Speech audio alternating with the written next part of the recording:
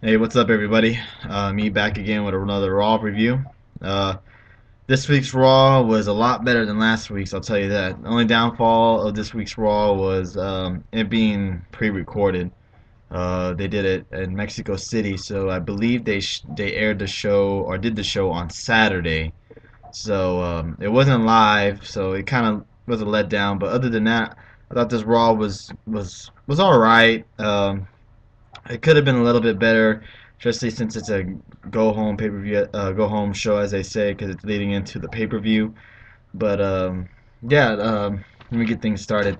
Laurinaitis opened the show, basically saying that he got a lot of hate messages and stuff like that on his Twitter from fans about him firing JR. So he ended up bringing back JR.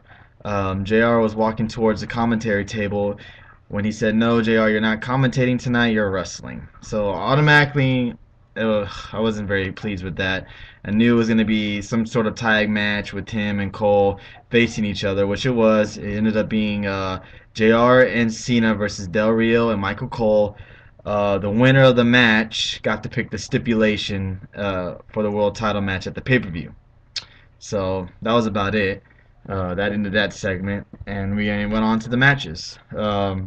First match was Randy Orton, Sheamus, and I like to call John Morrison Job Mo now because all he does is job. Versus Henry Christian and Cody Rhodes. It was actually a pretty good triple 3-on-3 tag match. Rhodes and Orton ended up going into the crowd, and I don't know what happened to them. Same thing with Sheamus and Christian. They ended up wrestling outside of the ring. Mark Henry ended up doing his finisher onto John Morrison. Of course, John Morrison gets pinned and loses again. It was a nice little finish how Mark Henry caught him and ended up doing the world's strongest slam, which I like that. I like the finisher. I should say I like the finish of the match. Um, it was it wasn't a boring 3-on-3 match like a lot of them are, but this one was actually pretty good. They also announced Rhodes versus Orton at the Vengeance pay-per-view, which I'm very psyched about. As you know, I'm going to that pay-per-view. It's here in my hometown in San Antonio. So I got pretty decent seats, so I'm going to have a bunch of signs. When I do my review video, which will probably be on Saturday, I'll show you some of the signs that I'll have so you can look out for them. And you can let me know if you saw me or whatnot. After that, it was Eve versus Natalia. You know how I am with the Divas matches. If it's not good, I'm not going to talk about it. Eve won. They announced it will be Eve versus Beth Phoenix for the championship for the Divas title at Vengeance, which I'm happy. I don't get to see Kelly, and I don't get to hear her fucking yell however long the match is because that shit's annoying. But yeah, they announced that match as well. Next match was CM Punk versus The Miz. Um, the Miz and R-Truth came out first. I'm sorry, came out after CM Punk did. They did a nice little promo saying that Vengeance, you're gonna get got and stuff like that. Triple H ended up coming down to ringside to be with CM Punk, so it's not 2-on-1. Actually, this was actually a pretty good match until John Laurinaitis suddenly just stops the match, saying that Triple H needs to leave. Something about he's having immigration issues and all this bullshit. Yeah, I know, I don't like it either. But they ended up showing him backstage. Laurinaitis walking Triple H outside of the parking lot, and he's on his phone again, texting. I'm just wondering who he's texting. Is it? It's got to be Vince McMahon. That would only be that would only make sense if it was Vince McMahon. But yeah, this ended up being an alright match. After that, CM Punk ended up running Miz into R-Truth and did a roll up for a win. And then they attacked CM Punk after the end of the match. So it was just your basic get you ready for their tag match at Vengeance. I do think something's gonna happen, but I'll do that on my preview video. I think I said review video earlier. I'm sorry. My preview video, which I think will happen during the pay-per-view. I'll let you know what I think will be going down there, and that's when I'll also show you the signs that I'll be having at the pay-per-view. Uh, it's still hard seeing Triple H and CM Punk as a tag team because, a month or two ago, CM Punk didn't like Triple H didn't like CM Punk, and now they're a tag team. It's just craziness.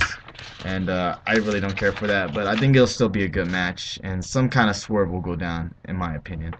Um, Next was Swagger and Ziggler. They came out and did a little promo. I enjoy Ziggler. I think he is the second best heel in the WWE, and he takes a lot of bumps in the ring. He makes a lot of wrestlers in that ring look good, i.e. Mason Ryan. Anyways, they announced a tag match for Vengeance, which would be Air Boom versus Swagger and Ziggler for the tag belts. But I know, spoiler alert, you can mute me right here for the next 5 seconds. They changed the match at SmackDown to it's going to be Ziggler versus Zack Ryder for the U.S. title, which I'm also very excited about. Two guys that I like, two guys I enjoy watching in the ring, and like I said, Ziggler makes anybody in the ring look good. Uh, Swagger sang the national anthem to get cheap heat because they were in Mexico. Um, but that ended up going into the next match would be Swagger versus Ryder. This match was 32 seconds long, guys. Ryder won. It was a squash match. That's basically what it was. It's a squash match, and I feel sorry for Swagger because he's way better than that, even if it is Zack Ryder. Um, Next match after that ended up being Ryan versus Ziggler. Mason Ryan, that is, versus Ziggler. Ziggler took most of the bumps. I don't think he got any offense in the match. Um, Mason Ryan ended up getting outside of the ring somehow, and Vicky slapped him, which made Mason Ryan go crazy. He started beating up Ziggler in the turnbuckle in the corner, and he wouldn't break at 5. So finally, they disqualified him.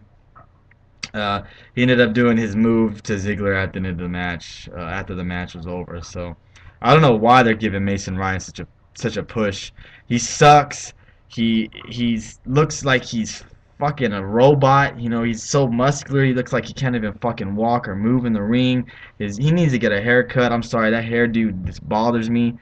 I do not like Mason Ryan. To me, he's like David Otunga. He's worthless. Um, After that, we got the main event, which was Cena and JR versus Del Rio and Cole. Basically, we saw Cena and Del Rio pretty much 80% of the match. Uh, Cena was about to do his move to Del Rio, which Del Rio then tagged in Cole. Del Rio was gone after that. Cole ended up coming in.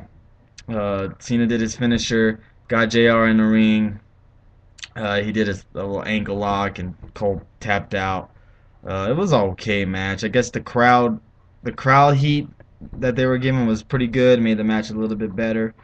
At the end of the match, Cena attacked Del Rio, hit him with the stairs, started counting to 10, which now means that main event Del Rio versus Cena will be a last man standing match, which is I guess is alright. You know, something can happen, someone can interfere.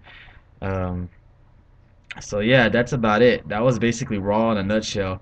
Um, there was a lot more wrestling than promos tonight, which I enjoyed. Um, I'm really psyched, like I said, about the Vengeance pay-per-view coming up. I'm really excited about seeing Rhodes and Randy Orton. I think that's going to be the match of the night. And yeah, that's about it. Any comments below about Raw, just let me know. I also wanted it to get. Sorry, I did rush through this review because I wanted to have a little bit of time to talk about the Bound for Glory pay-per-view because I've been hearing a lot of shit about it. I did watch 2 of the matches. I did not pay for this pay-per-view. I saw it on a stream. I'm not gonna lie. I saw the Austin Aries match, which opened the show, and I saw the ending of Bound for Glory. Austin Aries is an awesome wrestler, and I'm sorry WWE missed the boat on him. He was impressive. The moves that he did in the ring was impressive. That was a great opener, and I was like, wow, Bound for Glory, might live up to his expectations. And then you got Hogan and Sting, and everybody who dogs WWE storylines saying that they don't make sense and that they're dumb, and they say that the Hogan and Sting match was good, are fucking hypocrites. I'm sorry, you're a fucking hypocrite. Because how the fuck does Hogan helping Sting make any motherfucking sense? It doesn't. It doesn't make no sense. You know what you could have had done? You could have had this. You could have had Sting beat Hogan, right? And Mortal comes out. Do you think they're going to attack Sting? They do a swerve and they attack Hogan. Sting's there. You had Sting be the immortal leader now because he's the Joker and shit. How's the Joker a face? He's not. He's a heel. You make Sting a heel, even though they've done that before, and other people didn't care for that. I don't give a fuck. I don't give a fuck. Having Sting join Immortal, and then you have Hogan power up. You have the red and yellow, blah blah blah, and you can have Jeff Hardy help Hogan out because since Hogan is so high on Jeff Hardy, that's what you could have done. That makes more sense than having Sting ask for Hogan's help. How is that believable? Hogan is fucking hurt. He's half the wrestler that he used to be, and you think he's gonna take out however members there are of Immortal? Come on, man, just make more fucking sense. That's why TNA constantly drops the ball because they don't get those details quite right. And the Bound for Glory main event is even worse. You have Angle hold a rope to win the match and make it over like a screw job on Rude. Why? Why? That Bound for Glory series was pointless. All those months of the Bound for Glory shit was just fucking pointless. You have him lose like that. The Hogan and Sting match took at least 15 to 20 minutes out of that Rude and Angle match, which could have been, and it's hard, and even though it's hard for me to say, could have probably been match of the year if they gave him 30 to 45 minutes in that ring. Rude is that good, and fucking Angle is that damn great that match could have been a match of the year candidate. But they fucked it up as always. They have some bullshit ending that, the fans were just like, what the fuck? Dixie runs the company now. She could have easily just walked her little fucking stupid ass out there and restarted the match. Ugh. That's why I don't like really talking about TNA, because it just fucking pisses me off. And I feel sorry for all those wrestlers that are part of TNA because they get shitted on. How fucking dare Hulk Hogan last minute change the fucking storyline so Rude doesn't win the belt? How fucking dare he? He made this Bound for Glory pay-per-view all about Hulk Hogan. You saw him on ESPN, you saw him doing all these damn interviews, and what did he talk about? Himself, and what else did he do? He put down the other talent in TNA. Why? What? Ugh. Why would you do that? Why would you put down your talents in TNA and try to put yourself over it? Your God almost 65 years old. I'm not really sure how old he is, but he looks fucking 65 to me. And you're putting down your talent. You're putting yourself over the talent. I don't blame AJ Styles for being pissed off. I don't blame Rude if he's pissed off. I don't care if he wins the title on Impact. I don't care if he wins it at the next pay-per-view. He should have won it at Bound for Glory because they made that Bound for Glory series or whatever so important, and they shitted on it in one night. Basically, that's it. They shitted on it. Yeah, I'm done. I'm done ranting because it's just gonna piss me off even more. Vengeance pay-per-view this weekend. I'll have my Vengeance preview Saturday along with the signs that I'll be having at the pay-per-view. And please leave your comments down below. Please like this video if you like it. I would really want your feedback on the WWE Raw, and I would really love your feedback on Bound for Glory if you saw it. I heard a lot of shit about this pay-per-view, that it was good until the ending. So I would love to hear y'all's guys' opinions. Please comment down below. Thanks for all my subscribers, and appreciate you guys watching this video. I'll have a next one up Saturday. Thank you guys.